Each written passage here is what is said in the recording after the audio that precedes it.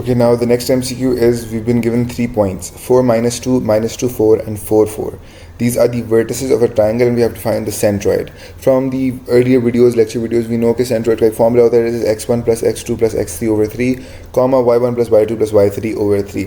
Simply we're going to put in the values 4 plus -2 plus 4 divided by 3 and then -2 plus 4 plus 4 divided by 3. We get option B as the correct answer, जिसमें हमारे पास centroid बनता है at 2, 2. Next, we've been again given 3 vertices जो कि हैं हमारे पास vertices of a triangle.